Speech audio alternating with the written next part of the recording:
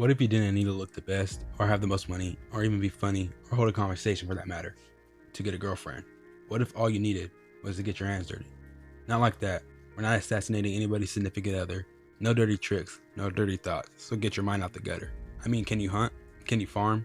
Can you roll up your sleeves and fight if it comes to that? Because there's an anime airing right now with a tribe where that's the entire dating market, and that's a problem for me personally, because I can barely do 10 consecutive push-ups. So today I'm running myself through the tribe's value to find out if I'd be husband material or just another stat. The anime is the frontier lore begins with 0 subject. Quick setup: Diaz is a war veteran, gets rewarded with lordship over a frontier with, as advertised, 0 subjects, except this empty grassland has a hidden tribe living in it. And honestly, the chieftain agrees with the title, because according to her, they're not Diaz's subjects either. But anyways, the tribe, they only care about strength, not looks, not conversation, because in their own words, looks won't fill their bellies. Marry an unmanly man, even the children go hungry. And what does manly actually mean to them? Is it a hard worker? Is it reliable? Can they depend on his strength through thick and thin? That's a man's whole value here.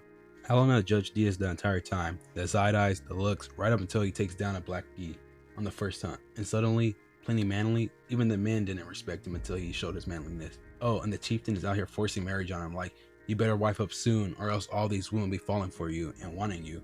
Like, oh no, that sounds so horrible. What a nightmare. I would never, and I mean never, wish that on my worst enemy. So those are the values of this tribe. Strength equals husband material, which means it's time to test me.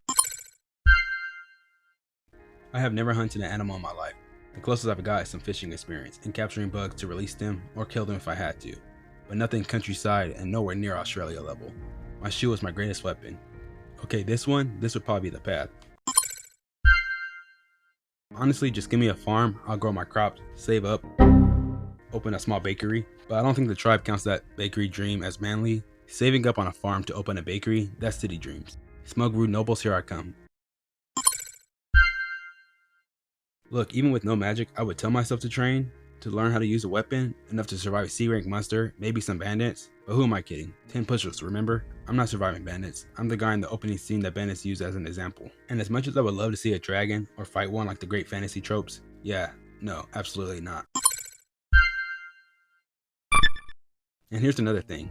Diaz fought one and kept calling it a turtle. My good sir, that was a dragon. And the real question is that because all he knows is war and has never actually seen a dragon? Or are all the dragons he's seen so massive that this one registers as a turtle? Because either way is terrifying. And me versus that thing, I'm not even an obstacle in the fight. I'm casualty number 6. And this is me being super generous to myself. The verdict, the children go hungry. But while I was busy filling the test, I noticed something interesting about the tribe. In this tribe, the dating dynamics are kind of reversed. Alana got the prize, and the prize is him. A really strong man is the trophy the women compete for. Beat a dragon level creature and you'll have women crying with joy to marry you. Yeah, that's the reverse reaction most of us are used to when we ask someone out. And the crazy part, Diaz, the strongest man on the frontier, the guy whose strength is the entire point, folds instantly in the engagement. Bro's strength is only physical. Alana said we're getting married and he just accepted the fate. I thought he was gonna put his foot down. Folded like laundry. But then Lady Dionysus offers herself as a reward, but he doesn't see her as a prize. So okay, maybe the man does have some backbone. But what's really funny, while I was laughing at the tribe's values, I realized I would probably stay single forever there. Because we watch so much anime where you're overpowered, or you already know how the fantasy games go, or the novel, how it works. So we think we have it in the bag. But what if you had no OP magic? No magic at all? We forget how hard the life would actually be. We fantasize about being isekai, but the world itself isn't a vacation. It's medieval times on crack, or steroids, or both combined. No healthcare, no grocery stores. Your value is literally, can you keep people alive? Or can you keep yourself alive?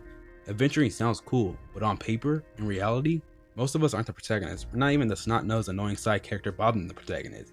No, we're a stat, a number in the casualty report.